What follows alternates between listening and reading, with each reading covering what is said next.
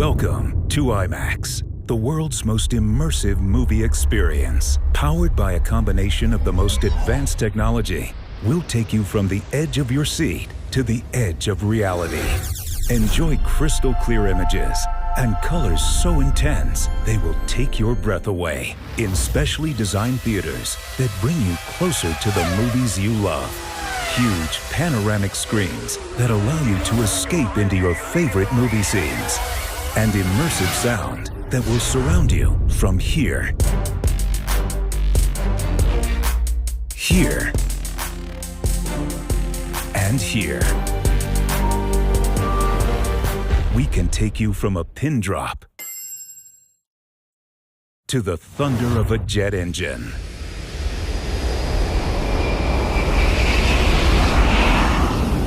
So, sit back and get ready to enjoy an unparalleled movie experience. IMAX. Never compromise.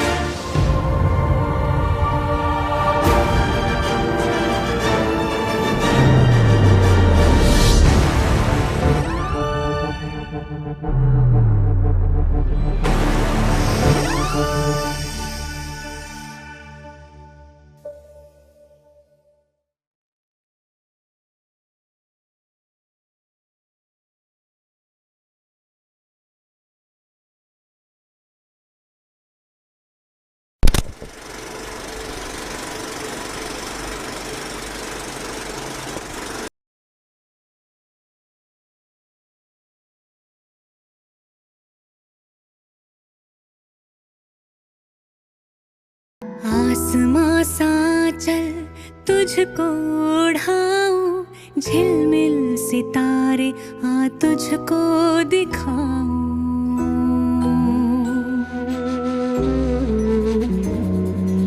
आसमां सा चल तुझको उड़ाऊं, झिलमिल सितारे आ तुझको दिखाऊं। रात का अंधेरा हाथों से छुपाऊं, आजा मेरी गुड़िया एक लोरी सुनाऊं, लोरी सुनाऊं, तुझको सुनाऊं।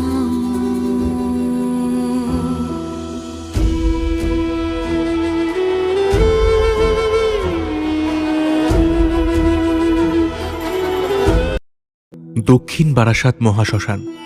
এই শ্মশানের জ্বলন্ত চিতায় কত শত মানুষের শরীর পুড়েছে, পুড়ে শেষ হয়ে গেছে কত দুর্বার অহংকার, তারই অত্যা নেই। কত ছোট ছোট শিশু অকালেই মাকে হারিয়েছে এই শ্মশানে। চোখের সামনে দাউ দাউ করে পুড়তে দেখেছে মায়ের আঁচল, যে আঁচলে ভয়ে লজ্জায় মুখ লুকানো যেত, যে আঁচলে সবসময় দুটো একটা পয়সা বাঁধা থাকতো ছোট্ট খোকার জন্য, যে আঁচল থেকে মা মা গন্ধ ছাড়ত, তা সব পুড়ে ছাই হয়েছে ওই বেদিটার উপরে।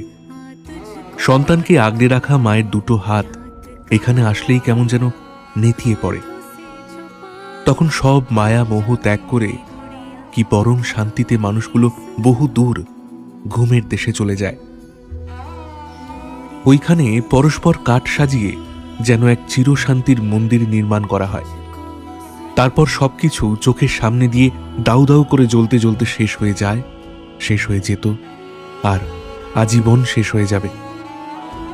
হ্যাঁ, এইভাবে আবহমান কাল ধরে আমাদের সকল প্রিয় মানুষগুলো জ্বলন্ত চিতায় পুড়ে ছাই হয়েছে, নতুবা মাটির তলায় বহুদিন ধরে পচতে পচতে আবার পঞ্চভূতে বিলীন হয়েছে।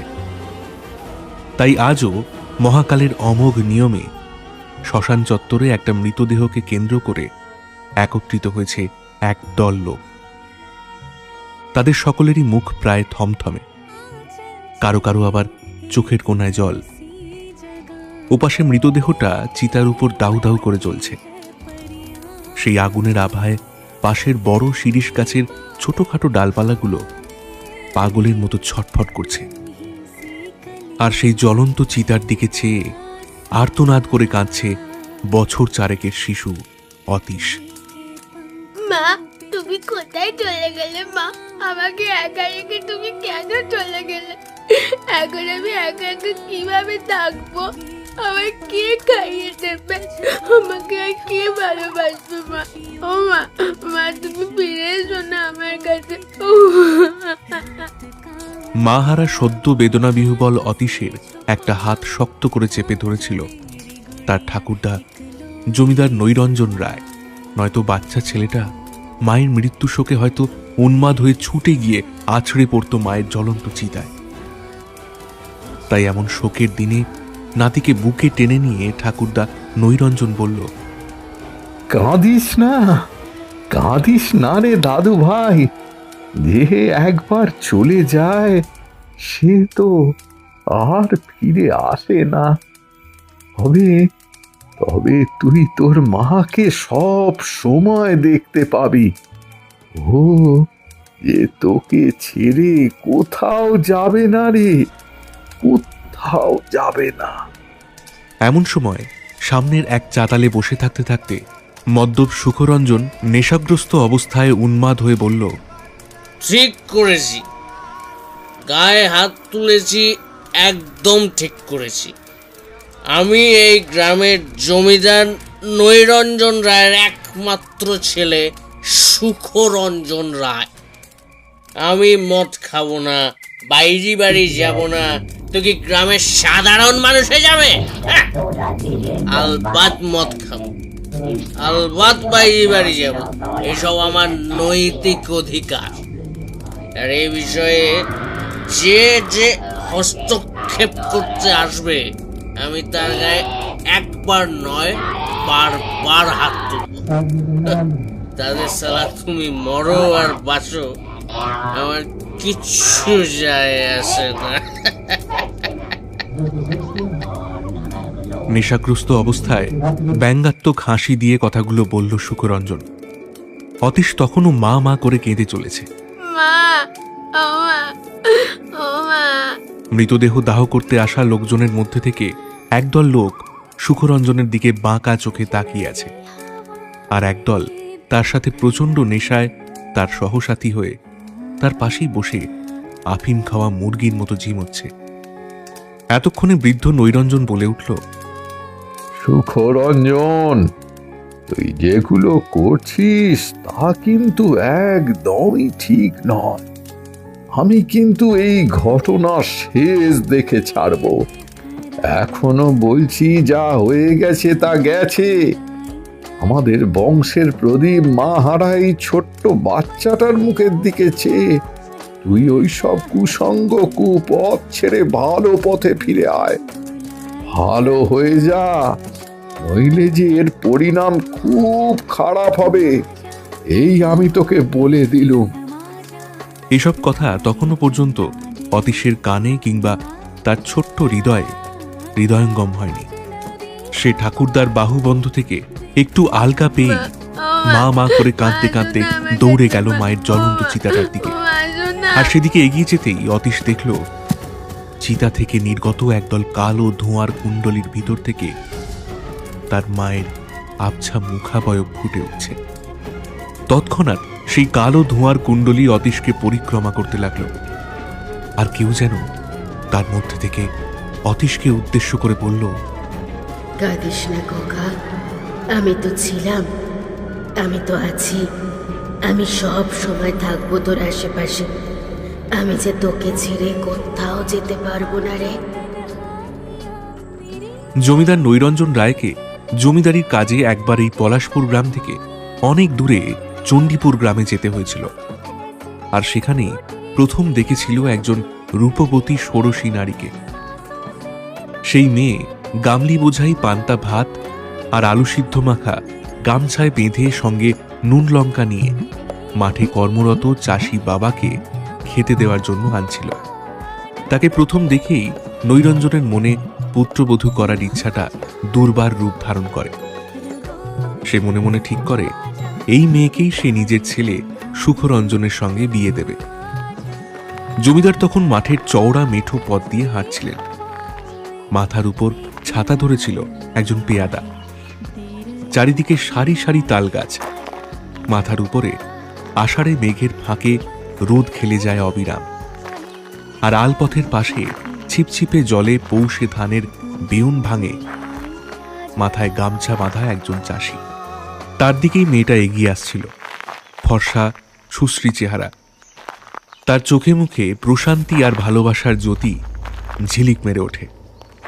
তাকে দেখে 50 ঊর্ধ্ব পৌর জমিদার ফিসফিস করে পেয়াদাকে বলে, দেখ নরেন, ওই যে মেয়েটাকে দেখতে পাচ্ছিস, হ্যাঁ হ্যাঁ হ্যাঁ, এই মেয়েটাকে ওর ছোট দাদা বাবুর বউ করলে এমন হয় বলতো? নরেন এতক্ষণে মেয়েটার মাথা থেকে পা পর্যন্ত নিরীক্ষণ করে বলল, আগে মন্দ হবেনি বড় কর্তা। মন্দ হবে না কি বলছিস রে? ফল খাসা হবে। হ্যাঁ হ্যাঁ, খুব ভালো হবে। চল দেখি, সামনের ওই চাষি লোকটা বোধহয় মেয়েটার বাবা। তার সাথে গিয়ে চল দেখি, কথা বলি। হ্যাঁ হ্যাঁ, তাই চলেন কর্তা। তারপর কিছুটা এগিয়ে গিয়ে চাষির সম্মুখে করজোর করে দাঁড়িয়ে জমিদার নৈরঞ্জন রায় বললেন, আগে নমস্কার দাদা। আপনি হয়তো আমাকে চিনবেন না। আমার বাড়ি যদিও এই গ্রাম থেকে আরো বেশ কয়েকটা গ্রাম ছাড়িয়ে সেই পলাশপুর গ্রামে। হ্যাঁ, আমি ওই পলাশপুর গ্রামেরই জমিদার নৈরঞ্জন রায়। জমিদারি কাজের সূত্রেই চণ্ডীপুর গ্রামের জমিদার বাড়িতে এসেছিলাম। কিন্তু হঠাৎ এসব কথা আপনাকে কেন বলছি তাই তো ভাবছেন? না, তাহলে সব খুলেই বলি। ওই মেয়েটি বোধহয় আপনারই মেয়ে। আসলে ওই মেয়েটিকে আমার ভীষণ পছন্দ হয়েছে। হ্যাঁ, আসলে ওই মেয়েটিকে আমি আমার পুত্রবধূ করতে চাই আর কি। কথাগুলো বলতে বলতে নৈরঞ্জন সেই চাষির কাদামাখা দুটো হাত চেপে ধরে আবারও বলল,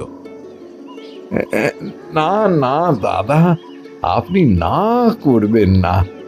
আপনার মেয়েকে আমি আমার মেয়ে করতে চাই।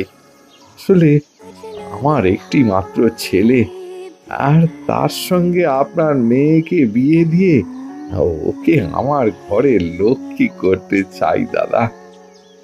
এসব কথা শুনে পাশে দাঁড়িয়ে থাকা মেয়েটার চোখ মুখ লজ্জায় লাল হয়ে এলো। আর চাষিও হঠাৎ এমন প্রস্তাব পেয়ে মনে মনে আনন্দে আত্মহারা হয়ে গেল। কারণ মেয়ের বয়স 16 পূর্ণ হয়ে গেছে। অর্থের অভাবে এবং সুপাত্রের অভাবে মেয়ের বিয়ে দেওয়া হচ্ছে না। চারিদিকে লোকজন যা খুশি তাই বলছে। তাই চাষির কাছে এই প্রস্তাব বা সুযোগ বোধহয় স্বয়ং ঈশ্বর এনে দিয়েছেন। এই ভেবে চাষি বলল, এ তো আমার পরম সৌভাগ্য। আমার মা মরা মেয়েটা জমিদার ঘরের বউ হবে। এই প্রস্তাবে আমি রাজি জমিদার বাবু, আমি রাজি। জমিদার বললেন, আচ্ছা আচ্ছা, বেশ বেশ। হ্যাঁ, আমি তবে খুব শিগগিরই আপনার বাড়িতে ঘটক মশাই পাঠিয়ে দেব। পঞ্জিকা দেখে দিনক্ষণ ঠিক করে যাবেন। শুভ কাজ যত তাড়াতাড়ি হয় ভালো। শুভস্য শীঘ্রম, কি বলেন বেআই মশাই? হ্যাঁ জমিদার বাবু, আপনি ঠিকই বলেছেন। এতক্ষণে পেয়াদা বলল, পাত্রী যখন আমাদের সামনেই দাঁড়িয়ে আছেন, তখন ওনাকে একবার জিজ্ঞাসা করে দেখে নিন কর্তা মশাই, উনি এই সম্বন্ধে রাজি আছেন কিনা। কারণ বিবাহে সর্বোচ্চ রায় পাত্রীর থাকাই উচিত। জমিদার বললেন, হ্যাঁ, তুই একদম ঠিক বলেছিস নরেন। এই বলে মেয়েটার দিকে আরো এক পা এগিয়ে গিয়ে জমিদার বললেন, মা, তোমার নামটা কি বলো তো?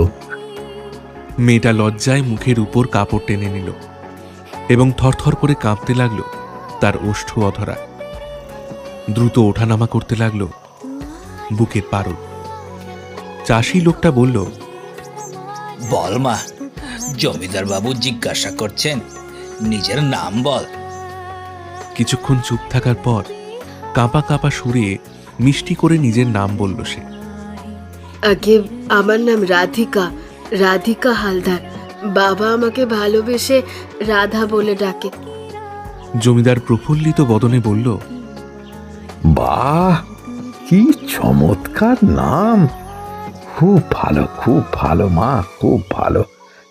তাহলে চললাম বেআই মশাই। খুব শিগগিরই আপনার বাড়িতে আমি ঘটক মশাই পাঠিয়ে দেব, কেমন? এই বলে সেদিন জমিদার নৈরঞ্জন রায় পলাশপুর গ্রামে ফিরেছিলেন। কিন্তু বাড়িতে ফিরে ছেলে সুখরঞ্জনের কাছে বিয়ের প্রস্তাব রাখতে ছেলে বলে উঠল, আমার সাথে কোনো আলাপ আলোচনা ছাড়াই তুমি কেন তাদেরকে বিয়ের কথা দিয়ে এলে? আমি ওই মেয়েকে বিয়ে করতে পারবো না। তুমি জানো না আমি বিনোদিনীকে ভালোবাসি? শেষের কথাটা শুনে জমিদার নৈরঞ্জন রায়ের মাথায় আগুন জ্বলে উঠল। তিনি চিৎকার করে বললেন, কি, তুই ওই বাইজি বিনোদিনীকে ভালোবাসিস? তুই জমিদারের ছেলে হয়ে একজন বাইজিকে বিয়ে করবি? ছি ছি ছি ছি! এ কথা বলার আগে তোর মুখে বাঁধলো না? ওই আমার শেষ কথাও তুই শুনে রাখ। যদি আমার পছন্দের মেয়েকে বিয়ে করতে পারিস, তবেই আমার সব সম্পত্তি আমি তোর নামে উইল করব। নয়তো স্থাবর অস্থাবর সব সম্পত্তি আমি গ্রামের বড় মন্দিরের নামে দেবত্বর সম্পত্তি ঘোষণা করে দেব। এই আমার শেষ কথা। এই বলে জমিদার গটগট করে নিজের ঘরে চলে গেলেন। ধীরে ধীরে সন্ধ্যা ঘনিয়ে এলো পলাশপুর গ্রামে। একটা কালো শাল গায়ে জড়িয়ে সুখরঞ্জন জমিদার বাড়ি থেকে বেরিয়ে রওনা দিল বাইজি বাড়ির উদ্দেশ্যে। কাঁচের গ্লাসে রঙিন জল আর রঙিন জলে ঢোক দিতে দিতে সন্ধ্যা ঘনিয়ে রাত হলো। রাতচরা পাখির ডাক আর রাত ফড়িংয়ের তিনতিরি চিৎকারে সুখরঞ্জন অনুভব করল একে একে সবাই চলে গেছে বাইজি নাচের এই আড্ডাখানা ছেড়ে। কেবল সেই একা নেশার ঘোরে পা তুলতে পারছে না।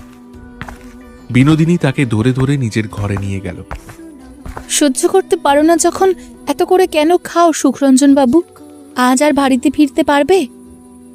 সুখরঞ্জন নেশাগ্রস্ত অবস্থায় জড়ানো স্বরে বিনোদিনীকে বলল, বেশ করেছি, আরো বেশি করে মদ খাবো, আরো নেশা করব, আর নেশায় চুর হয়ে আমি তোমার কাছে পড়েছি। তুমি জানো কি হয়েছে? কি হয়েছে? আমার বাবা আমার বিয়ের জন্য পাত্রী রেখেছে, আমাকে বিয়ে দিতে চায়। আমিও বলেছি বিয়ে যদি করতে হয় আমি বিনোদিনীকে করব, কিন্তু উনি বলল এমনটা যদি হয় তবে ওনার সম্পত্তি থেকে আমাকে বঞ্চিত করবে। কিন্তু সম্পত্তি না পেলে আমার কি করে চলবে বলো তো? এত দামি দামি মদ কিভাবে জুটবে? এইসব কথাবার্তা বলতে বলতে বিনোদিনী সুখরঞ্জনকে নিয়ে গিয়ে নিজের ঘরে নিজের বিছানায় শুইয়ে দিল। অবচেতন সুখরঞ্জনের নীল পাঞ্জাবিটা তার শরীর থেকে খুলে তার লোমশ বুকের উপর মাথা রেখে বিনোদিনী বলল, সুখরঞ্জন বাবু, আমি বাইজি, তাই আমাকে হারানোর ভয় পেও না। তুমি বরং তোমার বাবার পছন্দের মেয়েকে বিয়ে করে নাও। আমি তো সবসময় তোমার আছি, বিয়ের আগেও বিয়ের পরেও। আমি কি কখনো বলেছি তোমার বিয়ের পরে আমার কাছে এলে আমার বুকে মাথা রেখে তোমাকে শুতে দেব না? তা তো বলিনি। তাই তুমি তোমার বাবার পছন্দের মেয়েকেই বিয়ে করো, তাতে সব দিক বজায় থাকবে। তুমি সম্পত্তি পাবে, বিনোদিনীকে পাবে এবং উপরি পাওনা হিসেবে নিজের বাড়িতে নিজের বিছানায় একজন নারীকেও পাবে। একজন পুরুষের কাছে এর চেয়ে সুখের আর কি হতে পারে বলো? সবটা শুনে ঝিমোতে ঝিমোতে সুখরঞ্জন বলল, তুমি ঠিক বলেছ, তোমার কথা শুনলেই লাভ। এতে সাপও মরবে, আবার লাঠিও ভাঙবে না। এই বলে সুখরঞ্জন বাইজির শরীরে শরীর মিলিয়ে কাটিয়ে দিল সারা রাত। আর তাকে এই কুপথ থেকে ফিরিয়ে আনতে বাবা নৈরঞ্জন তাকে বিয়ে দিতে চায়। কিন্তু জমিদার নৈরঞ্জন রায় তো আর জানে না যে মানুষের স্বভাব যায় না মোলে। তারপরে চণ্ডীপুরের চাষির মেয়ে রাধিকার সাথে পলাশপুরের জমিদারের ছেলে সুখরঞ্জনের ধুমধাম করে বিয়ে হল। জমিদার নৈরঞ্জন রায় নিজের পছন্দ করা মেয়ে রাধিকার সাথে সুখরঞ্জনের বিয়ে দিয়েছিল। কিন্তু তখন জমিদার বুঝতে পারেনি এরকম ৬-৭ বছর ঘর করার পরেও রাধিকা শেষমেশ আত্মহত্যা করে মরবে। আর তার মৃত্যুর পরে জমিদারের একমাত্র ছেলে সুখরঞ্জনের এমন উন্মাদ অবস্থা হয়ে যাবে। সুখরঞ্জন তো রাধিকাকে তেমন ভালোবাসত না, পছন্দ করত না। তবে রাধিকার মৃত্যুর পর তার এত কষ্ট কিসের, এত উন্মাদনা কিসের? তাছাড়া 4 বছরের বাচ্চা অতীশ, তাকে কে মানুষ করবে, কে খাইয়ে দেবে? তাই এসব ভাবনা ভাবতে ভাবতে ছেলে ও নাতিন এমন খারাপ অবস্থা এবং উন্মাদনা চোখে দেখতে না পেরে জমিদার নৈরঞ্জন রায় পলাশপুর গ্রামের নামজাদা ঘটক ও পুরোহিত বিধুমঙ্গল মুখার্জিকে দিনের অন্তিম বেলায় ডেকে পাঠালেন। চারিদিকে তখন অন্ধকার ঘনিয়ে এসেছে। গ্রামের সর্বত্র থেকে ভেসে আসছে শাঁখ ঘণ্টার আওয়াজ। ডানায় রৌদ্রের গন্ধ মুছে ফেলে দল বেঁধে পাখিটা ফিরছে বাসায়। এমন সময় কিছুক্ষণের মধ্যে শ্বেতবস্ত্র পরিহিত মুন্ডিত মস্তকে একজন সুশীল ব্যক্তি জমিদার বাড়ির অন্দরমহলে প্রবেশ করল। আসুন আসুন বিধুমঙ্গল বাবু, আমি এই অন্দরমহলে বসে বসেই আপনারই অপেক্ষা করছিলাম। নৈরঞ্জন রায়ের কথায় একটু বিনয়ী হয়ে করজোর করে বিধুমঙ্গল বলল, নমস্কার নৈরঞ্জন বাবু, শুনলাম আপনি আমাকে ডেকে পাঠিয়েছেন। হ্যাঁ বিধুমঙ্গল বাবু, আমি আপনাকে এক বিশেষ দরকারি ডেকে পাঠিয়েছি। বিধুমঙ্গল আবারও গদগদ সুরে বলল, কি এমন বিশেষ দরকার জমিদার বাবু? জমিদার বললেন, আসুন আসুন, বসুন, তারপর সবিস্তারে সব বলছি। তারপর বিধুমঙ্গল এগিয়ে এসে আরাম কেদারায় বসল। দাসীর দিয়ে যাওয়া জল মিষ্টি খেল।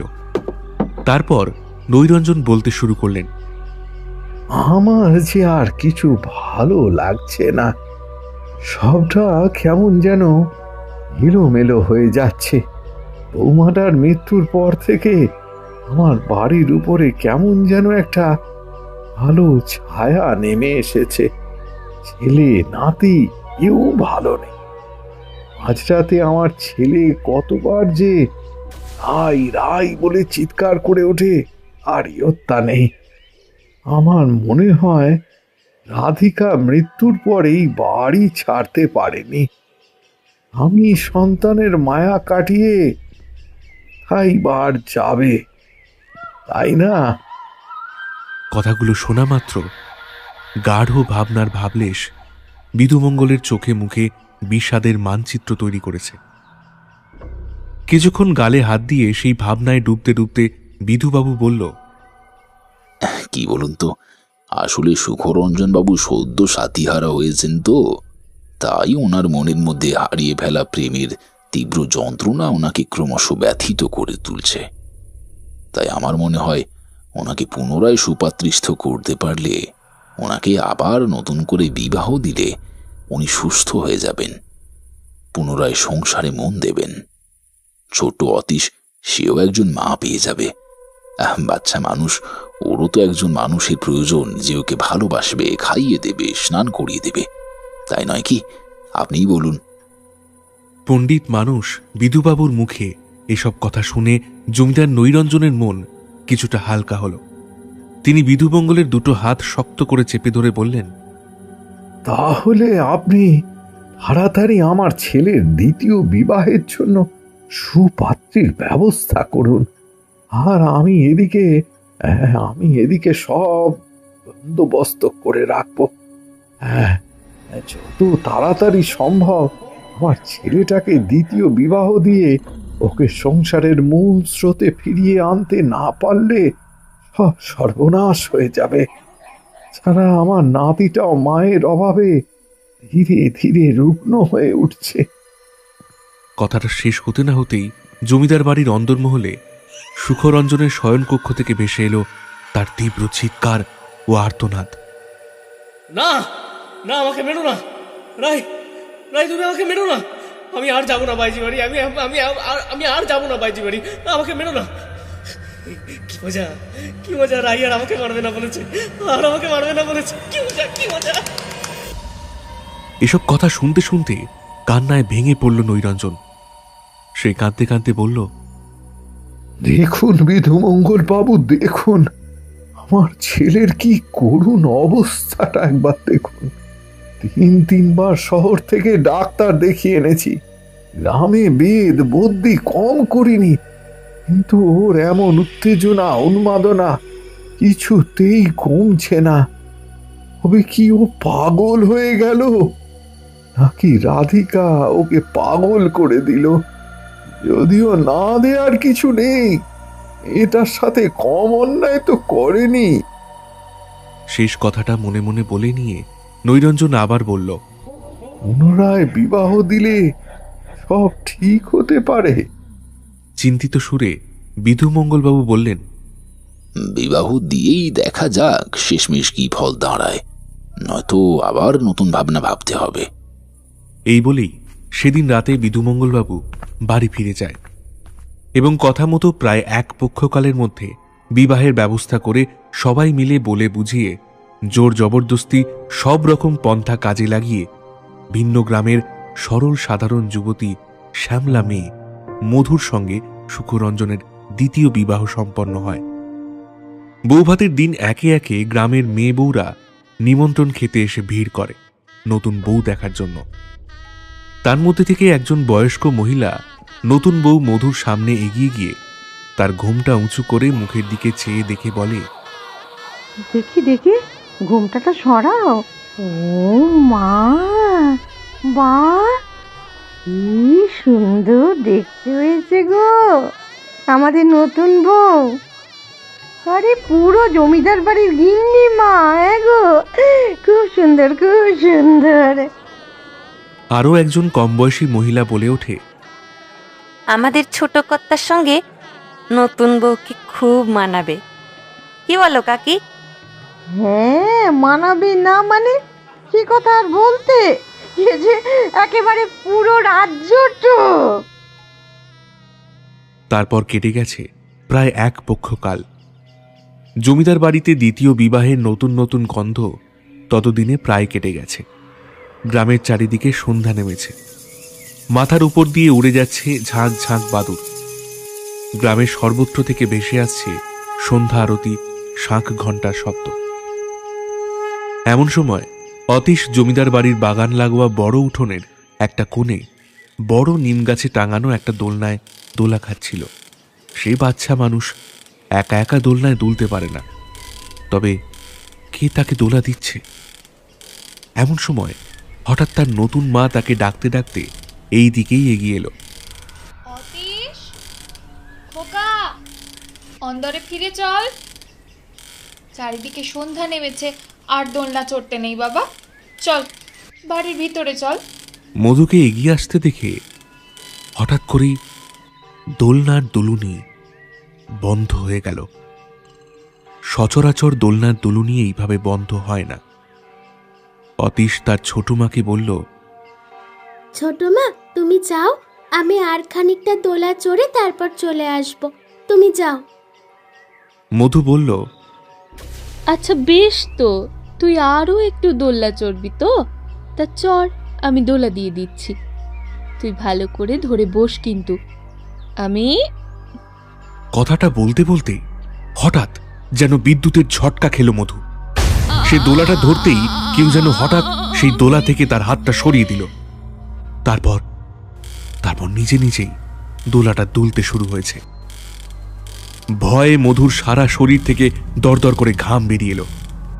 বেশ কিছুক্ষণ ঊর্ধ্ব সাহসে সেখানে দাঁড়িয়ে থেকে মধু শুনতে পেল এই ভরা সন্ধ্যাবেলায় মিষ্টি সুরে ঋণ ঋণে ধ্বনির মতো বাগান লাগোয়া পুরো উঠোনটাতে ভেসে বেড়াচ্ছে একটা লোকছড়া আর অতীশের হাসির আওয়াজ। দোল দোল দুলুল, রাঙা মাথায় চিরুনি, বউ আসবে যখনই, আমার খোকাকে নিয়ে যাবে তখনই। সে দৃশ্য দেখে ভয়ে চিৎকার করে মধু তৎক্ষণাৎ অন্দরমহলে ফিরে এসেছিল। সেদিন রাতে এক বিছানায় শয়নরত অবস্থায় নতুন বউ মধু বলে ওঠে, স্বামী, আমার খুব ভয় করছে। কেন ভয় করছে কেন? বাড়িতে ভূত আছে। ধুর, কি যে বলো না, ঘুমিয়ে পড়ো। তারপর দুই স্বামী স্ত্রীর দুজন দুজনের মতো নিশ্চুপভাবে শুয়ে রইল। অতীশ ঠাকুরদা নৈরঞ্জনের কাছে থাকে, আর একটু বড় হলে সেও একাই থাকবে। এদিকে বেশ কিছুটা সময় পর মধু বলে উঠল, ছোট জমিদার বাবু, সেই প্রথম দিন থেকে খেয়াল করছি তুমি সব সময় কেমন যেন মন মরা হয়ে থাকো। এমনকি আমার দিকেও চোখ তুলে ভালো করে চেয়ে দেখো না। কি হয়েছে বলো তো? মানছি তোমার প্রথম স্ত্রী আমার থেকে অনেক বেশি সুন্দরী ছিল, তা বলে তুমি আমার দিকে চেয়েও দেখবে না? সব নারীই তো চায় বলো, সবারই তো ইচ্ছে হয় স্বামীর সোহাগ পেতে। তবে আমি কি কোনো পাপ করেছি যে আমাকে এই সোহাগ থেকে তুমি বঞ্চিত করছো? মধুর কথায় কি উত্তর দেওয়া উচিত তা ঠিক করে উঠতে না পেরেই সুখরঞ্জন স্নিগ্ধ হাসি দিয়ে মধুকে বুকে টেনে নিয়ে বলল, একে অপরের কাছে আসতে গেলে তো একটু সময় লাগবে মধু। তার উপর রাধিকার স্মৃতি আমাকে যে তীব্র যন্ত্রণা দেয়, কিভাবে সইব সেই যন্ত্রণা তুমি বলো। আমি আপনার সমস্ত দুঃখ কষ্ট দূর করে দেব, আমার উপর বিশ্বাস রাখুন। খোলা জানলা থেকে বড় পুকুরের উপর দিয়ে ঢিমি তালে বয়ে আসা শীতল বাতাস সুখরঞ্জন ও মধুর হৃদয়ে স্নিগ্ধতা প্রদান করছিল। আর ছোট জমিদার মধুর গুণে আর মধু ছোট জমিদারের পৌরুষের ছোঁয়ায় মুগ্ধ হচ্ছিল। তারপর হঠাৎ মধুর কথায় সন্তুষ্টি প্রকাশ করে সুখরঞ্জন বলল, এইভাবে সারা জীবন আমার পাশে থেকো মধু। এমন সময় হঠাৎ তারা খেয়াল করল বন্ধ জানলার ওপারে গ্রীষ্মের আকাশে বর্ষা মেঘের তীব্র গর্জন, এবং কিছুক্ষণের মধ্যেই সেই গর্জন খানিক সীমিত হয়ে ঝমঝম করে বৃষ্টি শুরু হয়েছে। তারা আরও শুনতে পেল জানলার ওপারে বড় পুকুরটার পাশে যে বাঁদর লাঠি গাছটা আছে, বোধহয় সেই গাছটাতেই বসে বসে ডাকছে একটি কাক। কি ভয়ানক কর্কশ সেই ডাক! শুনেই সুখরঞ্জনের সারা শরীরটা কেমন যেন শিউরে উঠল। তবে এত রাতে তো কাক ডাকার কথা নয়, কিন্তু বাইরে প্রবল বৃষ্টি হচ্ছে, বাসা টাসা ভেঙে যেতে পারে, হয়তো সে কারণেই এমন আর্তনাদ। এমন সময় ঘরের রাত্রিবাতির নীলচে আলোয় কেউ একজন এসে দাঁড়িয়েছে তাদের সম্মুখে। দক্ষিণমুখ এক পাল্লা দরজা বিশিষ্ট ঘর। ঘরটার ডান দিকে বন্ধ দরজা এবং বাম দিকে পাতা আছে ৬-৭ মাপের একটি পালঙ্ক। পালঙ্কের দক্ষিণ এবং উত্তরের জানলা একেবারে বন্ধ। পালঙ্কের পশ্চিম বা একেবারে দেওয়ালের দিকটায় মধু শুয়ে আছে এবং পূর্ব দিকটায়, অতএব পালঙ্কের ধারে শুয়ে আছে সুখরঞ্জন। আর তার পাশেই তার মাথার কাছে সে দেখতে পাচ্ছে সেই ছায়ামূর্তিকে। ধীরে ধীরে সেই ছায়ামূর্তি ছোট জমিদার বাবুর মুখের কাছে ঝুঁকে এসে হাত দুটোকে ক্রমশ এগিয়ে নিয়ে যাচ্ছে তার গলার কাছে, যেন এক্ষুনি তাকে গলা টিপে হত্যা করবে। সেই ছায়ামূর্তির মুখ থেকে শুধু একটাই বাক্য ক্রমাগত নির্গত হচ্ছে। আমার সাথে একদম ঠিক করিস নি সুকরঞ্জন। তোর অত্যাচারে আমি এই সংসার থেকে বিদায় নিতে বাধ্য হয়েছি। আমি ছাড়বো না তোকে, পাগল করে দেব। তোর জীবনের সব সুখ কেড়ে নিয়ে তোকে অতিষ্ঠ করে মারবো। হঠাৎ করে মাঝরাতে সুখরঞ্জন চিৎকার করে হাঁপাতে হাঁপাতে বলে ওঠে, বাঁচাও মধু, আমাকে বাঁচাও। ও আমাকে যে মেরে দেবে, ছাড়বে না, ও আমাকে ছাড়বে না। তৎক্ষণাৎ ঘুম ভেঙে উঠে বসে স্বামীর বুকে পিঠে হাত বোলাতে বোলাতে মধু বলে, আরে আরে আরে আরে আরে দুঃস্বপ্ন দুঃস্বপ্ন দুঃস্বপ্ন দেখেছো, ভয় পেও না, ভয় পেও না। আমি আমি তোমার সঙ্গে আছি, তোমার কিচ্ছু হবে না। আমি তোমার সঙ্গেই আছি বাবা, ভয় পেও না। পরের দিন সকালে গতরাতের সকল ঘটনা শুনে জমিদার নৈরঞ্জন বলল, এই জমিদার বাড়ি ছেড়ে তোমরা মাস খানেকের জন্য অন্যত্র ঘুরে এসো। স্মৃতি ভুলতে গেলে স্থান পরিবর্তন করতেই হয়। বাবার এমন পরামর্শে পলাশপুর গ্রাম ছেড়ে জমিদার পুত্র সুখরঞ্জন স্ত্রী মধুকে নিয়ে নিকুঞ্জপুরে নিজের শ্বশুর বাড়িতে কিছুদিনের জন্য সময় কাটাতে গেল। অতীশ রইল ঠাকুরদা জমিদার নৈরঞ্জনের কাছেই। বাবা, আমি তাহলে কদিনের জন্য শ্বশুর বাড়িতে চললাম। তুমি অতীশের এবং তোমার নিজের খেয়াল রেখো। বাবার কথা মতো সুখরঞ্জন ও মধু দুজনে পলাশপুর গ্রাম ছেড়ে নিকুঞ্জপুর গ্রামের উদ্দেশ্যে রওনা দিল। নিকুঞ্জপুর গ্রামটা কেমন যেন স্তব্ধ, শান্ত, শীতল। জনবসতি তেমন একটা নেই। পুরো গ্রাম ঘুরলে বড়জোর 20-30টা বসত বাড়ির দেখা মিলবে। আরো গোটা 10 ঘর পতিত হয়ে পড়ে আছে। সেই সব ঘরের মালিকেরা বহুকাল আগে গায়ের মায়া ত্যাগ করে শহরে চলে গেছে। গ্রামের মাঝ বরাবর একটা বড় বটগাছ যেন অর্ধেক গ্রামকে ছাতার মতো ছায়া করে রোজ দাঁড়িয়ে থাকে। এই কাঠফাটা রোদে কত শত পথচলতি মানুষ যে এর নিচে ক্লান্ত হয়ে বসে পড়ে তার হিসাব নেই। শুধু কি মানুষ, 4টে পাড়ার যত রকম পাখি তারাও সবাই সন্ধ্যা হলেই এই গাছে ফিরে আসে। এটাই তাদের বাসা। এতক্ষণে সুখরঞ্জন ও মধুর রিকশাটা এসে দাঁড়িয়েছে ওই বট গাছটার তলায়। তারপর শ্বশুরবাড়িতে পরপর 2 দিন সুখরঞ্জনের বেশ ভালোই কেটেছে। শ্বশুর শাশুড়ির অগাধ যত্ন আরতি, মাছ মাংস, এলাহি ব্যাপার, তার উপর নতুন বউয়ের আদর, সবটা মিলেমিশে বেশ আনন্দের। সবথেকে বড় কথা, এই 2 দিনে সুখরঞ্জন ও মধুর মধ্যে রাধিকার প্রেতাত্মার অস্বাভাবিক আগমন ঘটেনি। কিন্তু পরের দিন রাতেই ঘটল ভয়ানক এক ঘটনা।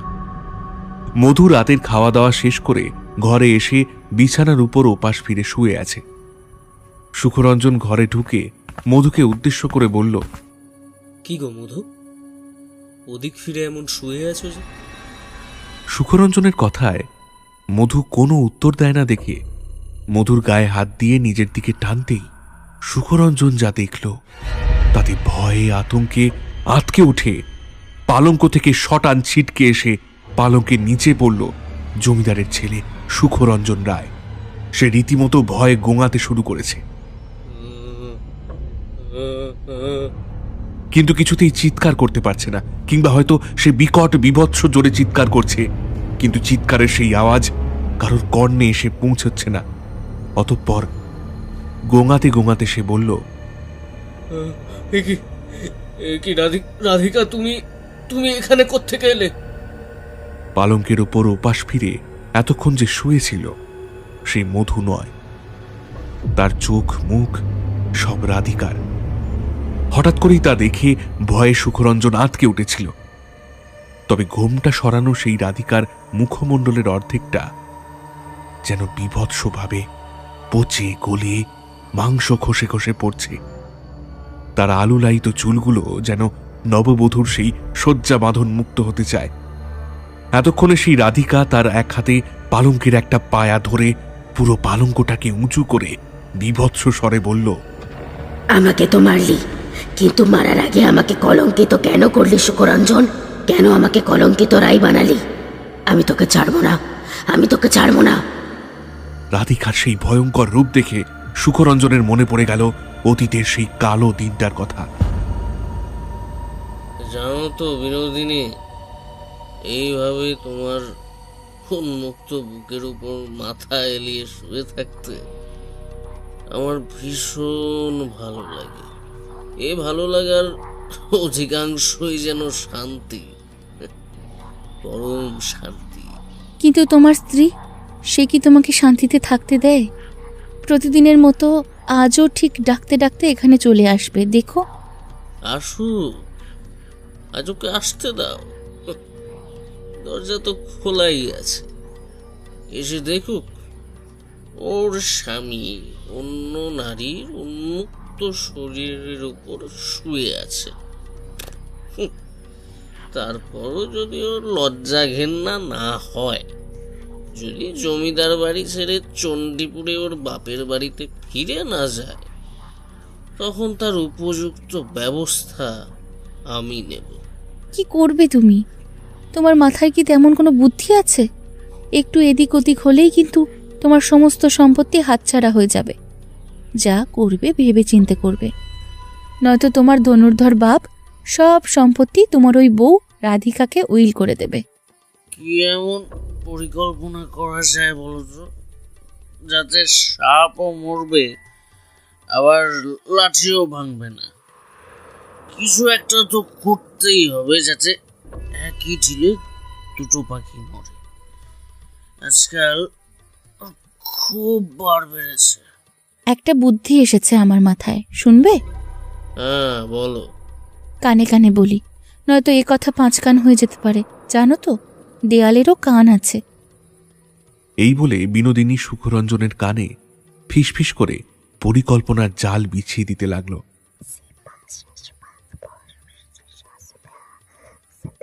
এমন সময় বাইজি বাড়িতে এসে ঢুকল রাধিকা। ছোট্ট জমিদার বাবু, কোথায় তুমি? কত রাত হয়েছে দেখেছো? 10:30 বাজে বাড়িতে বউ বাচ্চা রেখে এসে এই বাইজি বাড়িতে এতটা সময় কাটাতে তোমার খারাপ লাগে না? কি গো, কোথায় তুমি? রাধিকার ডাকে সাড়া দিল না সুখরঞ্জন। অতঃপর এদিক ওদিক খুঁজতে খুঁজতে নূপুরের শব্দে 1 পা 2 পা করে রাধিকা এগিয়ে এলো বিনোদিনীর ঘরের দিকে। তারপর ভেজানো দরজাটা ঠেলতেই রাধিকা দেখল বিনোদিনী বাইজির উন্মুক্ত বুকের উপর মদের নেশায় বিভোর হয়ে পড়ে আছে সুখরঞ্জন।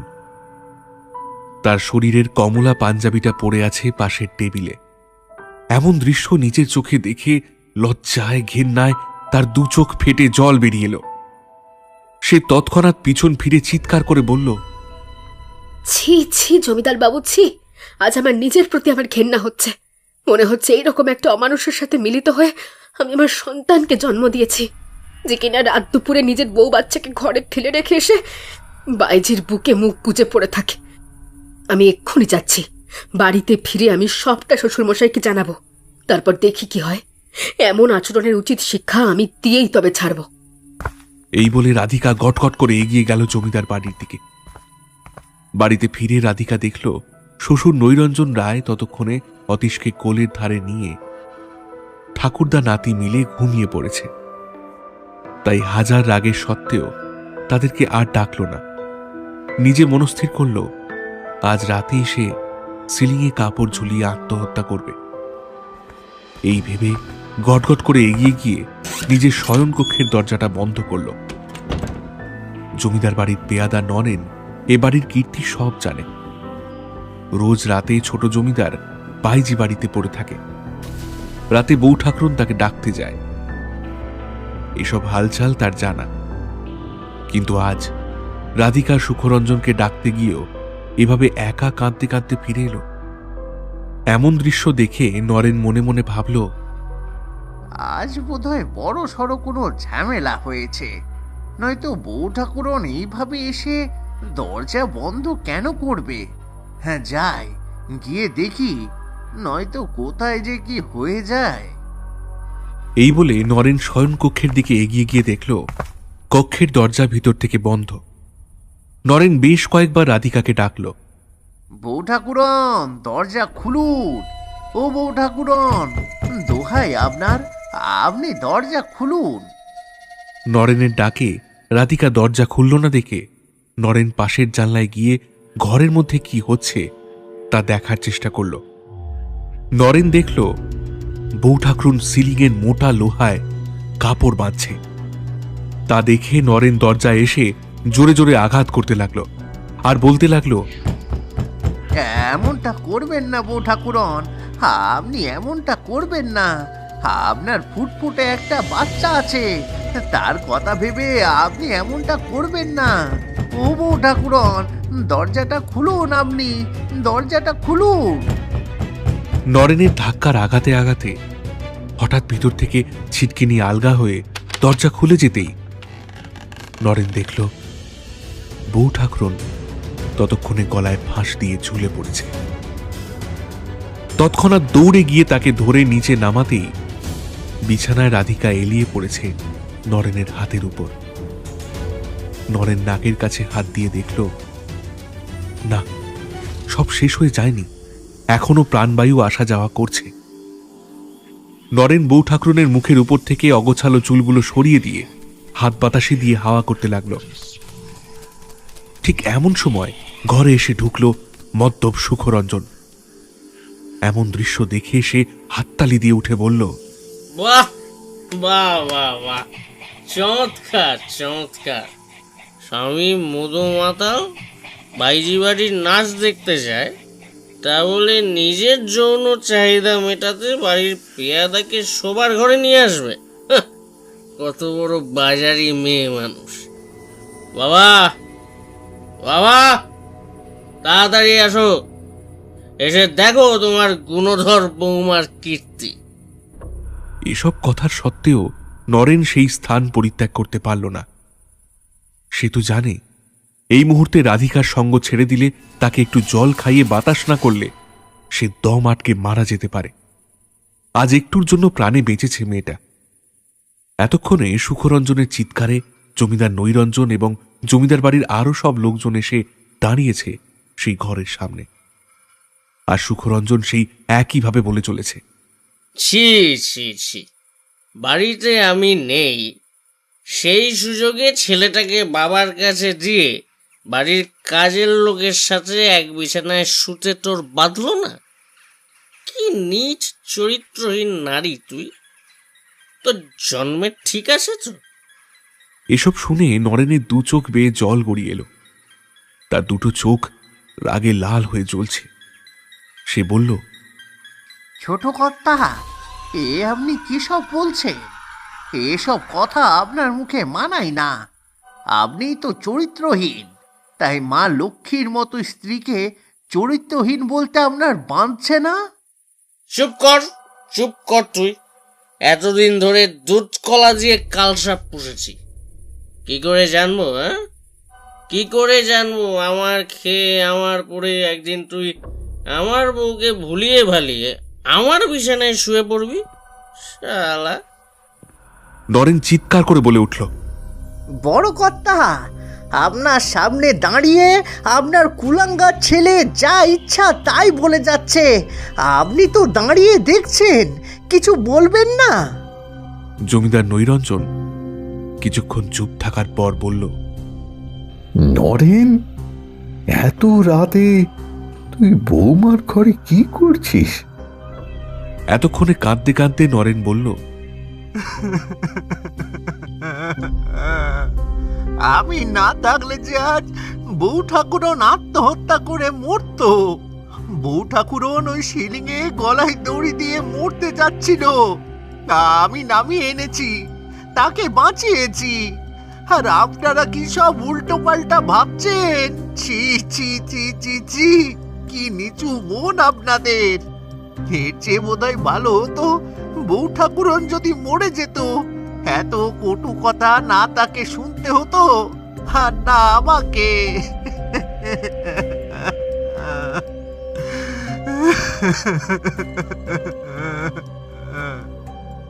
এতক্ষণে রাধিকা একটু ধাতস্থ হয়ে ধিমি সুরে বলল, নরেন্দা, আমাকে আজ কেন বাঁচালে? এই বাঁচা যে মৃত্যুর সমান। ওরা যে আমার গায়ে কলঙ্ক লেপে দিল। এতক্ষণে সুখরঞ্জন ঘরের ভিতর এগিয়ে গিয়ে নরেনের ফতুয়া সমেত গলাটা চেপে ধরে বলল, যা, নজরের সামনে থেকে এক্ষুনি বেরিয়ে যা লম্পট। জমিদার বাড়ির বউয়ের সাথে গভীর রাতে গোপনে পরকিয়া করবি, আর ধরা পড়লে নাটক মারাবি। এই বলে সুখরঞ্জন সেই রাতে চাবুক মারতে মারতে নরেনকে জমিদার বাড়ি থেকে বের করে দিয়েছিল। জমিদার নৈরঞ্জন তেমন সক্রিয়ভাবে এ কাজে বাধা প্রদান করেননি। হয়তো বাধা দিলে এমন অন্যায় নরেন কিংবা রাধিকার সাথে বোধহয় হতো না। তারপর কেটেছে বেশ কয়েকটা দিন। পলাশপুর গ্রামে সর্বত্র ছড়িয়ে পড়েছে সেদিন রাতের সেই মিথ্যা রটনা। তা এখন সবার মুখে মুখে ঘুরে বেড়াচ্ছে। এই তো সেদিন পুকুর ঘাটে একজন বউ বলল, কাকি এ কথা শুনেছিস? কি কথা রে? ওই তো জমিদার নৈরঞ্জন রায়ের বৌমা গভীর রাতে জমিদার বাড়ির পেয়াদা নরেনের সঙ্গে এক বিছানায় শুয়ে থাকতে থাকতে হাতে নাতে ধরা পড়েছে। ধরা পড়েছে? হ্যাঁ, আরে ওসব কথা তো সবাই জানে, নতুন কি আর। আমি তো শুনেছি কয়েকদিন আগেই। তাছাড়া কাজের লোকের সাথে শুবি না তো কি করবে বলতো? ওই দুবেলা যদি কারোর স্বামী বাইজি বাড়ি পড়ে থাকে, তা সে মেয়েটি কি করবে? ও তো মেয়ে মানুষ, ওর তো শারীরিক চাহিদা আছে নাকি রে বল? ওর কি শারীরিক চাহিদা থাকতে পারে না? তো চাহিদা মেটাতে হাতের কাছে যাকে পেয়েছে তাকেই কাজে লাগিয়েছে। এটা তো কোনো দোষের দেখছি না আমি বাবা। কিন্তু জমিদার বাড়ির বউ হয়ে শেষমেশ এই সব? ছি ছি ছি ছি ছি ছি ছি, এইসব মেয়েদের নরকেও ঠাঁই হবে না রে। বেশ কয়েকদিন ধরে এইসব কথা রাধিকার কানে উঠছে।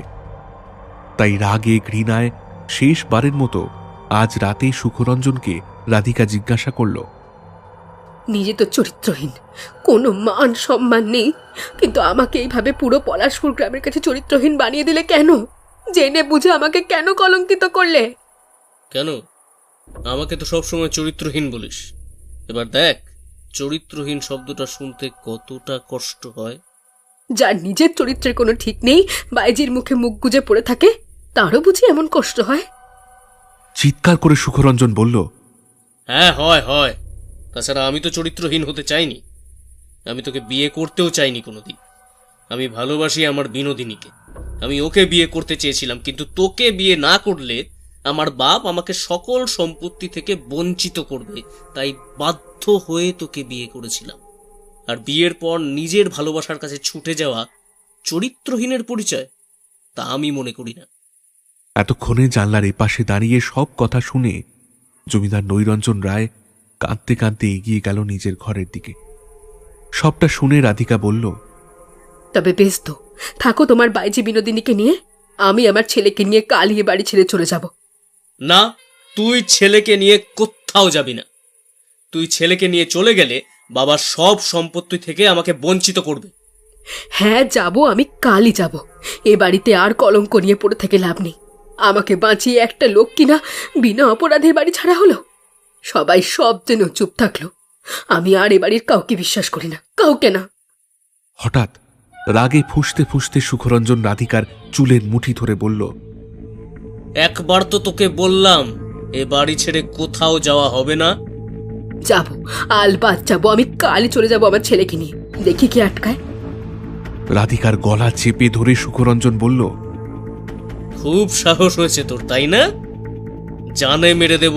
আমাকে চিনিস? মার মার না, মেরে ফেল, মেরে ফেল আমাকে। তোর মতো একটা কাপুরুষ কুলাঙ্গার কুত্তার ঘর করার থেকে মরে যাওয়া অনেক ভালো। এই বলা মাত্র রাধিকা একতাল থুতু ছিটিয়ে দিল সুখরঞ্জনের মুখে।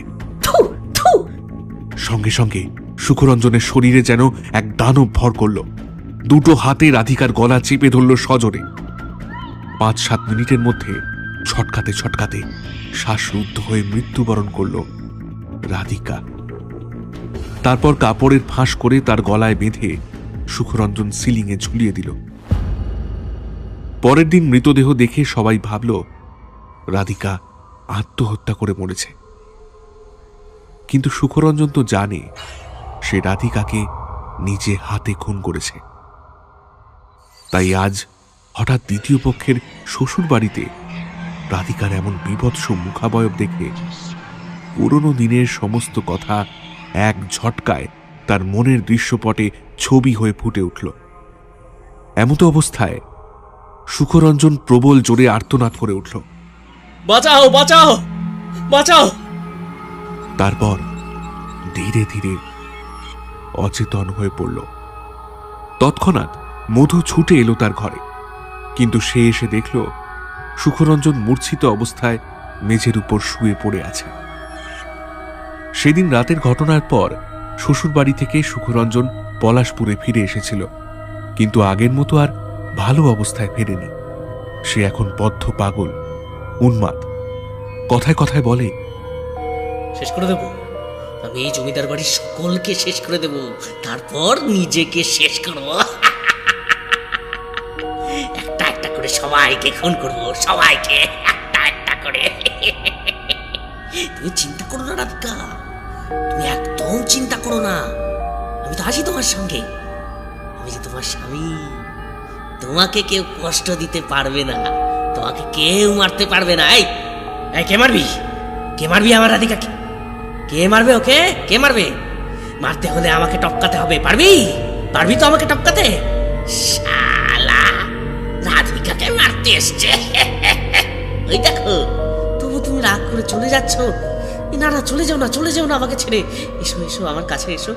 রাই, রাই, রাই কোথায় তুমি? রাই, নরেন্দ্রকে বের করে দিয়েছি বলে তুমি রাগ করেছো? কি কি বলছো? নরেন্দ্র মারা গেছে? এতদিনে সুখরঞ্জন পুরোপুরি উন্মাদ, পাগল হয়ে গেল। সেই শোকে দ্বিতীয় পক্ষের স্ত্রী মধুও দিনের পর দিন চোখের জল ঝরাতে থাকে। সুখরঞ্জন একদিন রাতের বেলায় নতুন বউ মধুকে নিজের ঘরে ঢুকতে দেখে প্রচণ্ড রাগে ক্ষুব্ধ হয়ে বলে ওঠে, বেরো আমার ঘর থেকে, এক্ষুনি বেরিয়ে যা শয়তানি, বেরো বেরো। এই বলে গলা ধাক্কা দিয়ে সুখরঞ্জন মধুকে ঘর থেকে বের করে দেয়। মধু কাঁদতে কাঁদতে দৌড়ে যায় শ্বশুর মশাইয়ের ঘরে।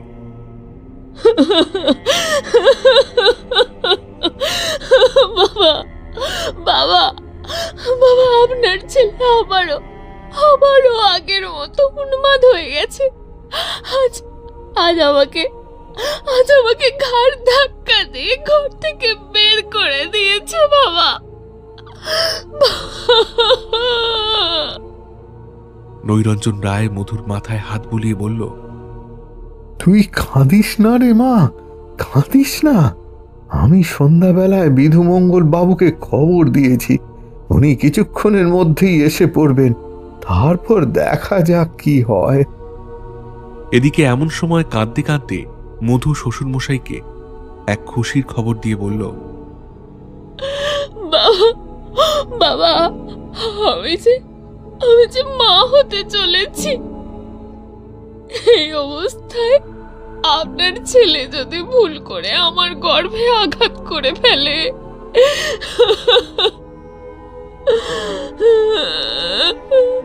এমন আনন্দের খবর শুনে নৈরঞ্জনের চোখের কোণে জল চলে এলো। সে বলল, এখন এই অবস্থায় তুই ওর খুব কাছাকাছি যাস নে, বিধুমঙ্গল বাবু আগে আসুক, এসে কি বলেন দেখা যাক, তারপর এই বিষয়ে ভেবে দেখছি। এমন সময় সুখরঞ্জনের ঘর থেকে তার ভয়ানক আর্তনাদ মিশ্রিত চিৎকার ও সঙ্গে ভয়ঙ্করভাবে গোঙানির আওয়াজ ভেসে আসে। আমাকে তুই খুন করেছিস, নরেন্দ্রকে মিথ্যে অপবাদ দিয়ে তাড়িয়েছিস। তোদের কাউকে আমি ছাড়বো না, কাউকে না। আমাকে চরিত্রহীন বানিয়ে তোদের মনের স্বাদ মেটে তারপর আমাকে খুন করেছিস। আমার ছোট্ট ছেলে অতীশ কত কষ্ট পায় আমাকে ছাড়া, জানিস? এই সবের প্রতিশোধ আমি নেবই। তোদেরকে আমি সহজে ছাড়বো ভেবেছিস? ছাড়বো না, আমি কাউকে ছাড়বো না। এসব কথা স্পষ্ট শুনতে পেয়ে মধু কাঁদতে কাঁদতে বলল, শুনুন বাবা শুনুন, আপনার ছেলে কেমন সব কথা বলছে। কি যে হবে আমি কিছুই বুঝতে পারছি না বাবা। কিচ্ছু বুঝতে পারছি না আমি।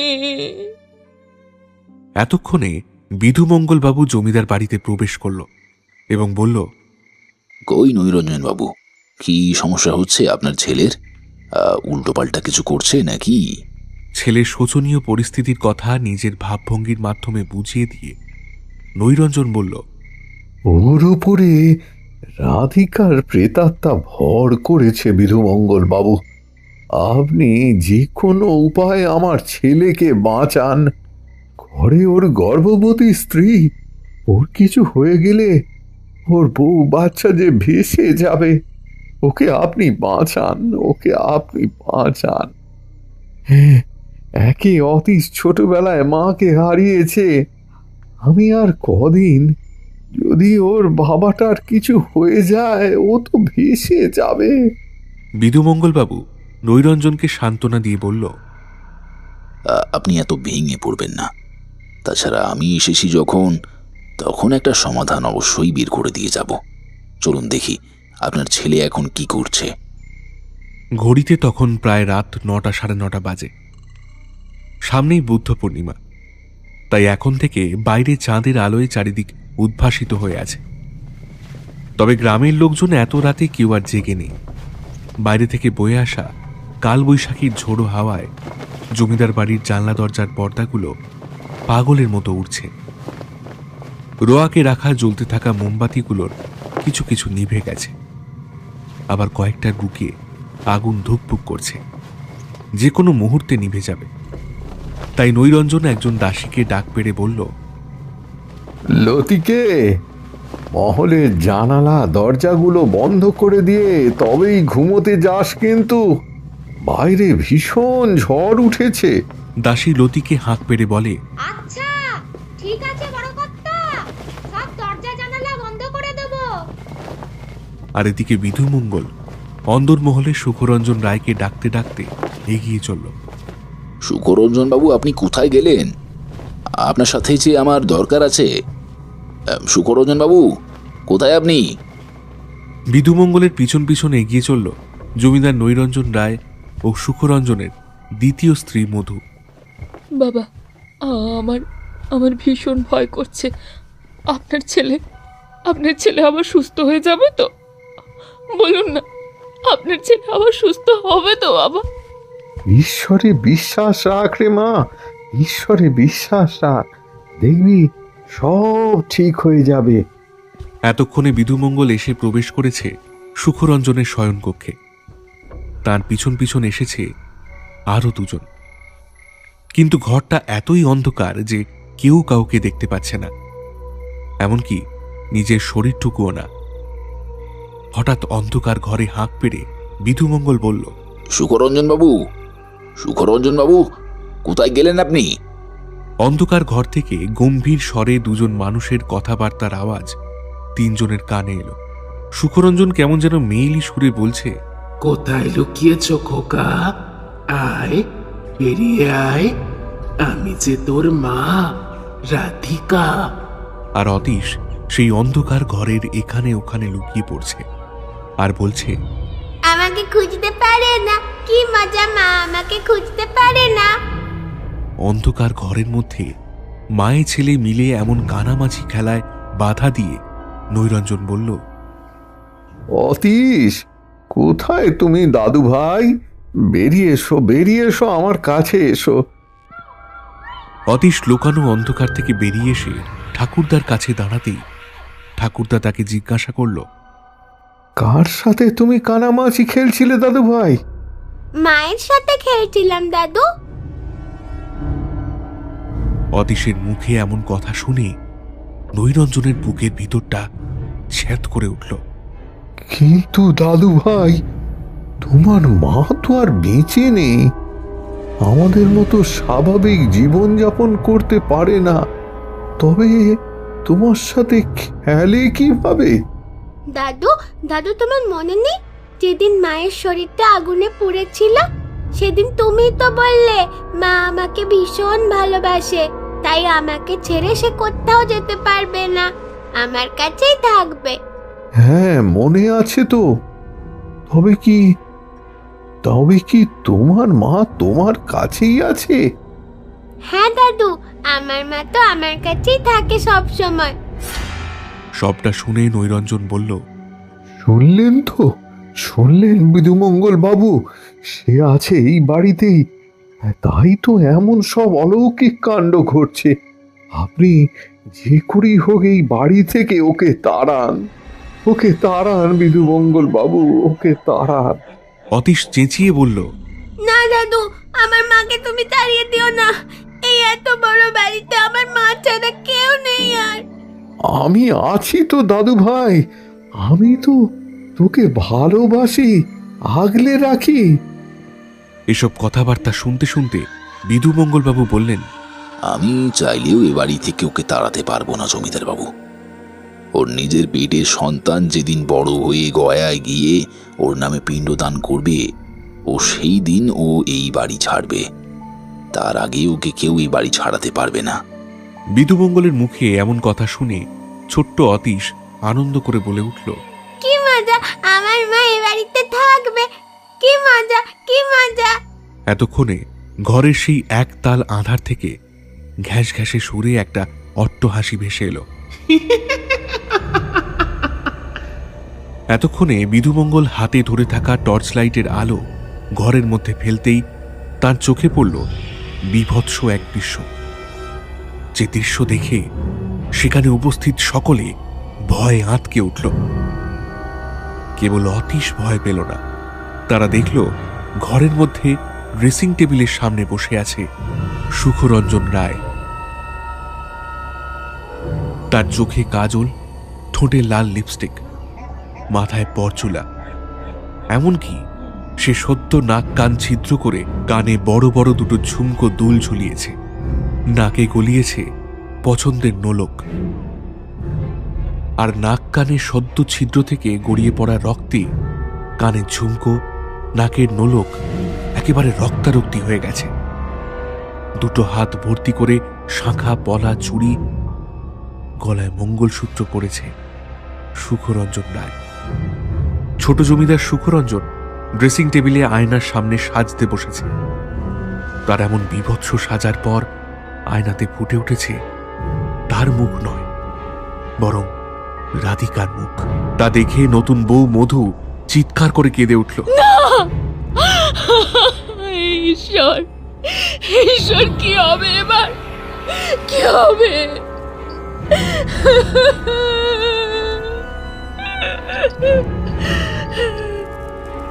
মধুর গলার স্বর শুনতে পেয়ে সুখরঞ্জন আয়না থেকে মুখ সরিয়ে এদের তিনজনের দিকে তাকিয়ে,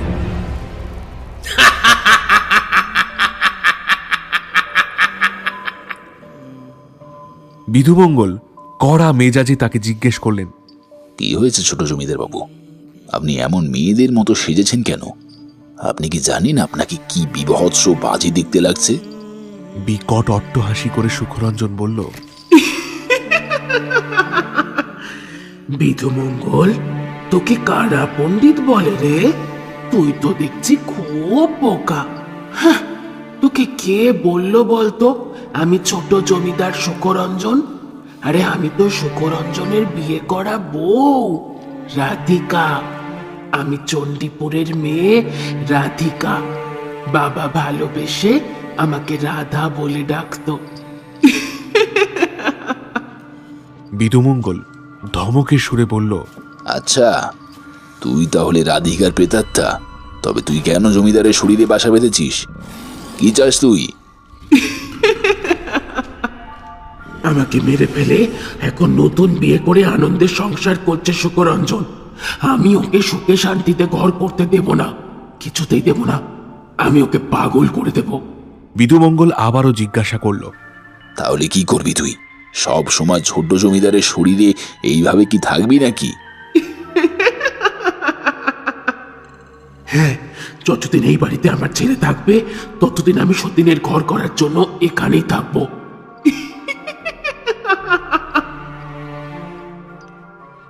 কথাগুলো বলার পরেই কিছুক্ষণের জন্য গাঢ় নিস্তব্ধতা ছেয়ে গেল ঘরের মধ্যে। এতক্ষণে সবটা দেখে শুনে নৈরঞ্জন বিধুমঙ্গলকে বলল, বিধু বাবু, আপনি আমার ছেলেটাকে বাঁচিয়ে দিন, আমার ছেলেটাকে বাঁচিয়ে দিন বিধু বাবু। রাধিকার অশরীরী প্রেতাত্মার কবল থেকে ওকে আপনি রক্ষা করুন। বিধুমঙ্গল গম্ভীরভাবে বলল, এই বাড়িকে অশুভ কালো ছায়া ঘিরে রেখেছে, তাই এ কাজ আমার দ্বারা অসম্ভব জমিদার বাবু। কেবল আমি নই, এ কাজ কেউই করতে পারবে না। এ বাড়িতে রাধিকা থাকবেই যতদিন না ওর সন্তান বড় হয়ে প্রেত গয়ায় ওর নামে পিণ্ড দান করছে, ততদিন রাধিকা এখানেই থাকবে। আমি তবে চলি। এই বলে বিধুমঙ্গল জমিদার বাড়ি থেকে বেরিয়ে পড়ল। তখন রাত প্রায় 12টা বাজে।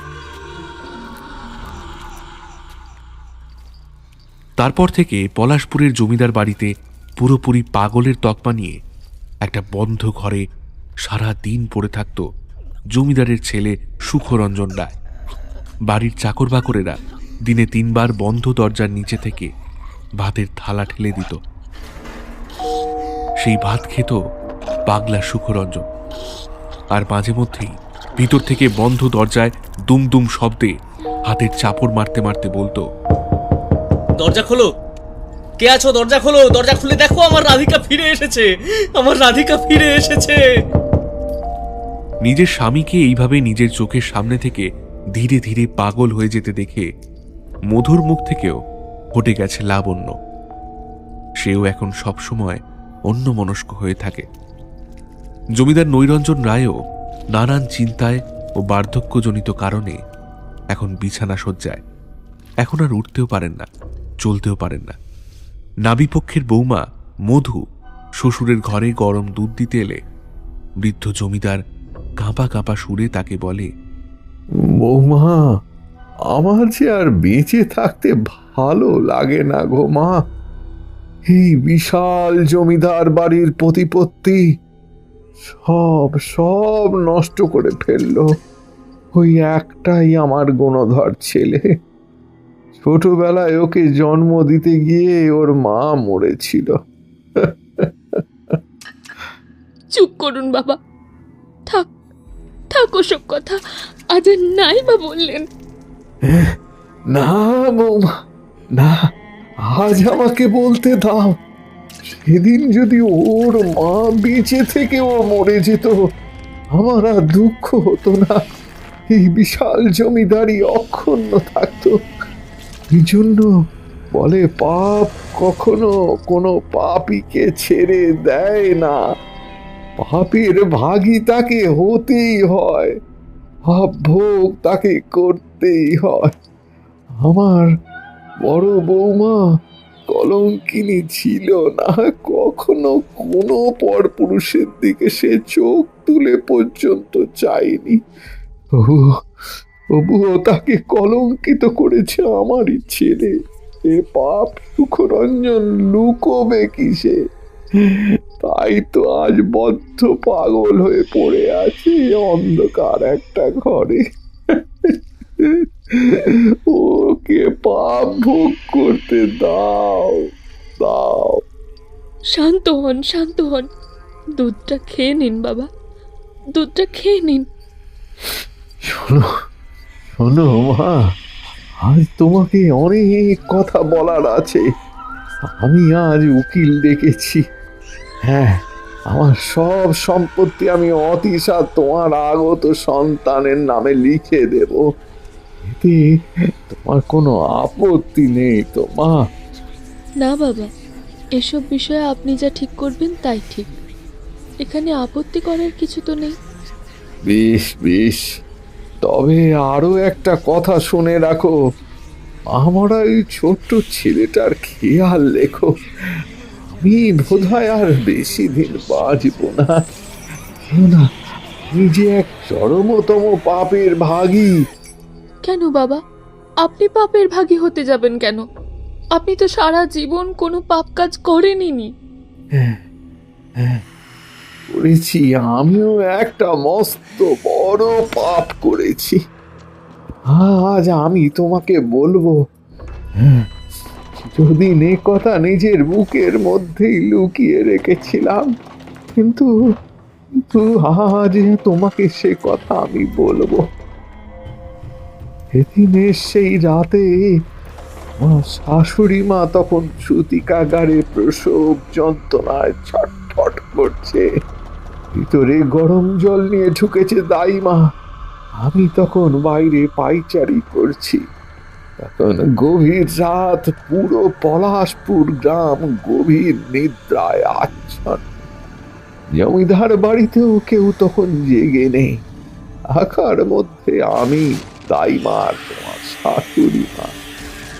এমন সময় সূতিকাগার থেকে কান্নার আওয়াজ ভেসে এলো।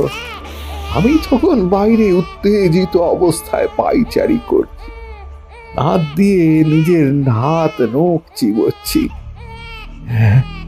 কিছুক্ষণ পরেই দরজা খুলে দাইমা এড়িয়ে এসে বলল, জমিদার বাবু, আপনার যমজ সন্তান হয়েছে। কি যমজ সন্তান? হ্যাঁ, যমজ সন্তান হয়েছে, একটা ছেলে আর একটা মেয়ে। বাহ, এ তো ভারী আনন্দের খবর। কিন্তু জমিদার বাবু। কিন্তু কি? আপনার পুত্র সন্তানটি একেবারে সুস্থ স্বাভাবিক হলেও কন্যা সন্তানটি হয়েছে অপুষ্ট এবং তার পা দুটো বাঁকা, অর্থাৎ শারীরিক প্রতিবন্ধী। কোনোদিনও হাঁটতে চলতে পারবে না। কি আপনি কি বলছেন?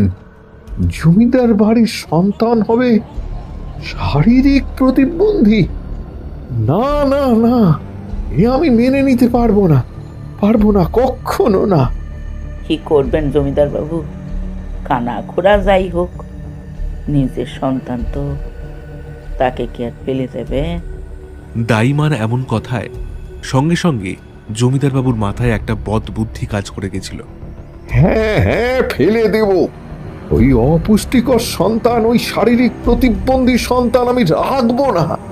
তোমাকে নগদ 20,000 টাকা দিচ্ছি।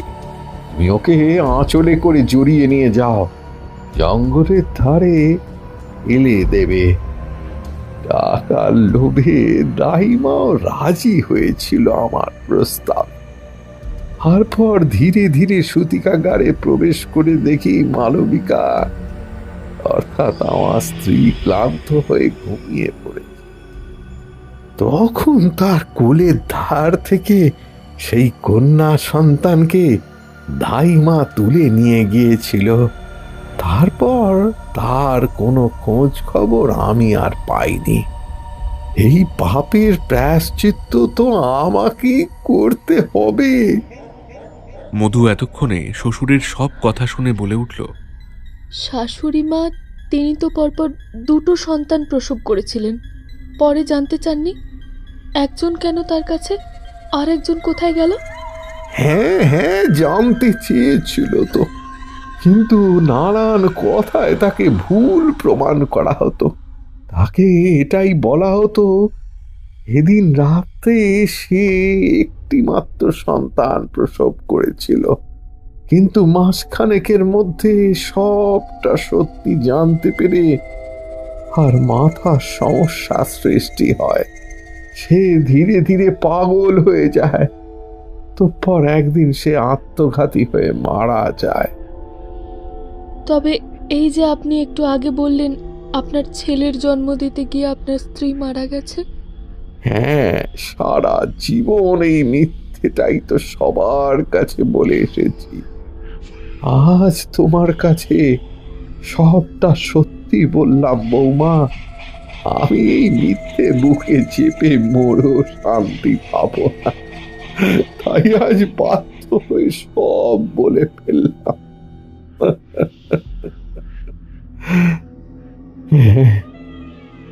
এবার ভীষণ হালকা লাগছে জানো, ভীষণ হালকা।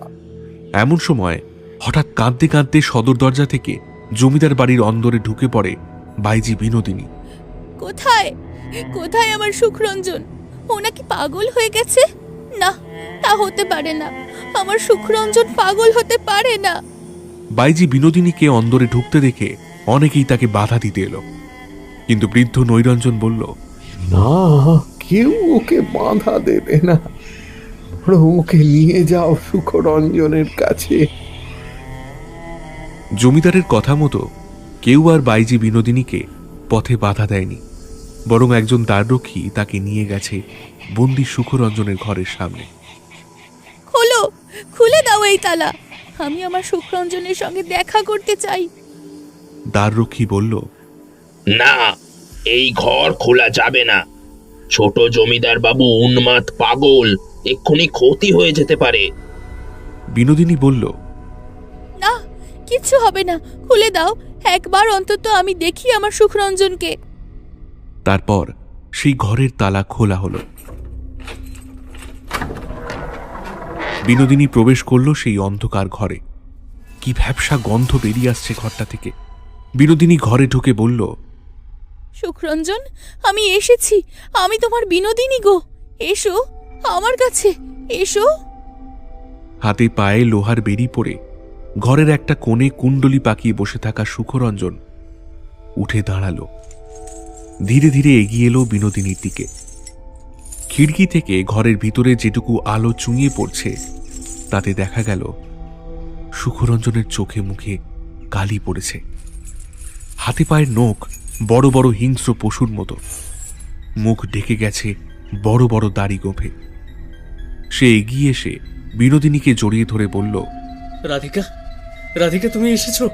আমি বললাম না আমি আর বিনোদিনীর কাছে যাব না, আমি আর নেশা করব না, তোমার গায়ে হাতও তুলবো না। তুমি তাও আমাকে ছেড়ে দূরে দূরে থাকবে? বলো, বলো, আর যাবে না তো আমাকে ছেড়ে? বলো। সুখরঞ্জন, আমি তোমার বিনোদিনী, আমাকে চিনতে পারছো না? সুখরঞ্জন এক ঝটকায় তাকে বুক থেকে সরিয়ে দূরে ঠেলে দিয়ে বলল, শয়তানি, তুই এখানে কেন এসেছিস? কেন?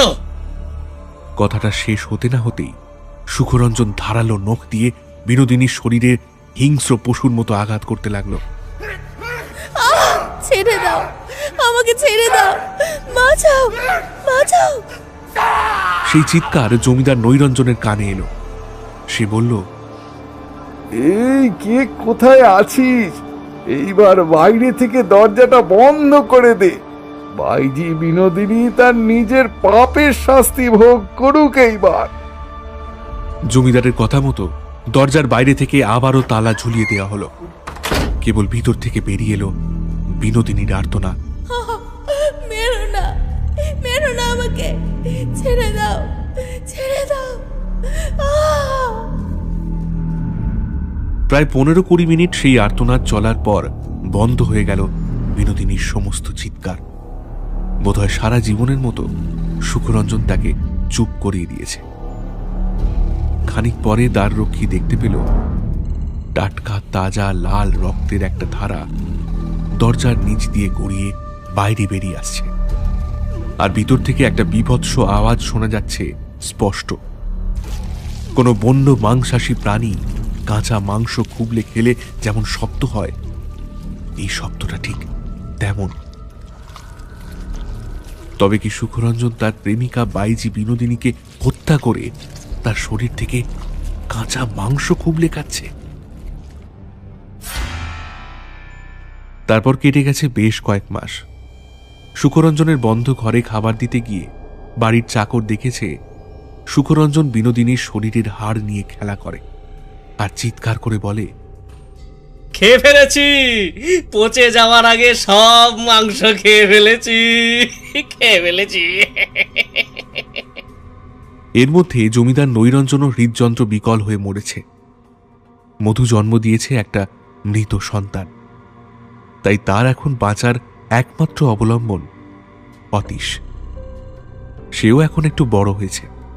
গ্রামের বিদ্যালয়ে মধু তাকে ভর্তি করিয়েছে। এইভাবে বেশ কিছুদিন অতিবাহিত হবার পর একদিন জমিদার বাড়ির মূল ফটকের কাছে দাঁড়িয়ে একজন বৃদ্ধার পিঠের উপর মস্ত বড় একটা কুঁজ। সে হেঁট হয়ে লাঠির উপর ভর দিয়ে চলাফেরা করে। বোধহয় তাই সে একটা লাঠি হাতে সেখানে দাঁড়িয়ে আছে। এমন দৃশ্য দোতলার ঝুলন্ত বারান্দা থেকে মধুর চোখে পড়তেই মধু অন্দর থেকে বেরিয়ে এসে সেই বৃদ্ধার দিকে এগিয়ে গেল। বৃদ্ধা ফটকের চারিদিকে বোধহয় কাউকে খুঁজছিল। মধু এগিয়ে যেতেই তাকে দেখে কাঁপা কাঁপা সুরে বৃদ্ধা বলল, এ মা, তুই এই জমিদার বাড়ির বউ বুঝি? হ্যাঁ মা, আমি এই জমিদার বাড়ির বউ। কেন, কিছু বলবেন? হ্যাঁ মা, বলবো বলেই তো আসলুম। আজ জমিদার বাড়ির মেয়েকে জমিদার বাড়িতে ফিরিয়ে দিতে এসেছি। এতদিন জমিদার নৈরঞ্জন বেঁচে ছিল, তাই আসিনি। আশা করি এ গল্প তুমি জানো। তোমার স্বামীর একজন যমজ বোন ছিল, যাকে তোমার শ্বশুর ফেলে দিতে চেয়েছিল। তার জন্য 20,000 টাকাও দিয়েছিল, কিন্তু আমি তাকে ফেলে দিইনি। কি করে ফেলতাম আমি যে দায়ী মা। আমার অন্তরে যে একজন মায়ের বাস, তাই আমি সেই 20,000 টাকায় তাকে বড় করেছি।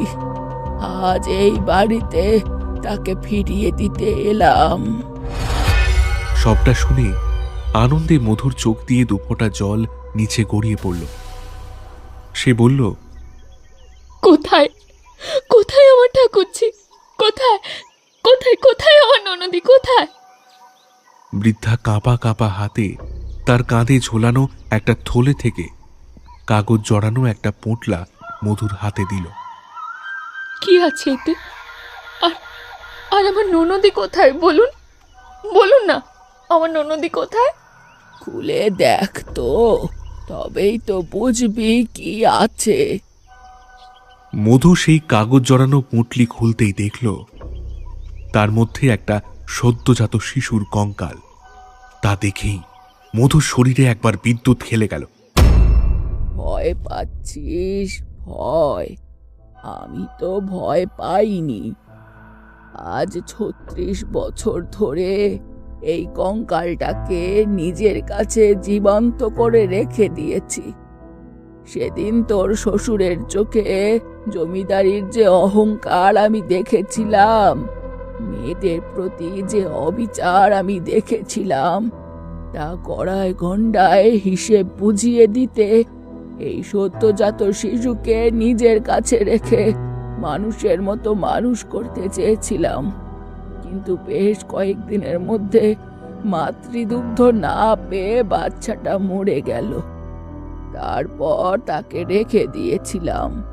ধীরে ধীরে তার শরীর থেকে মাংস পচে গলে পড়ে গেলে তখন একজন বড় তান্ত্রিকের সাহায্যে তাকে 20,000 টাকা বকশিশ দিয়ে ওই শিশুর কঙ্কাল দিয়েই আমি জমিদার বাড়ির উপর জ্বালাবান মেরে রেখেছিলাম। তাই তো এক এক করে সব শেষ হয়েছে। জমিদার নৈরঞ্জনের অহংকার, জমিদার বাড়ির প্রতিপত্তি। তাই তো আজ আমি এই জমিদার বাড়িকে সেই জ্বালাবান থেকে মুক্তি দিতে, অশুভ সব ক্রিয়া মুছে দিতে এই কঙ্কাল নিয়ে এসেছি তোর কাছে। দক্ষিণ বারাসাত মহাশ্মশানে এই কঙ্কালকে দাহ করে তুই এই জমিদার বাড়িতে এই মেয়ে সুরঞ্জনার শ্রাদ্ধ শান্তির আয়োজন করবি। তবেই এ বাড়ি থেকে অশুভ শক্তির বিনাশ হবে, নয়তো না। আমি তবে চলি। অনেকগুলো বছর অপেক্ষা করেছি, আজ আমার দায়িত্ব শেষ। 20,000 টাকা আমি বিফলে যেতে দিইনি রে। 20,000 টাকা আমি বিফলে যেতে দিইনি। 20,000 টাকা দিয়ে জমিদারের দর্প চূর্ণ করেছি, দর্প চূর্ণ করেছি।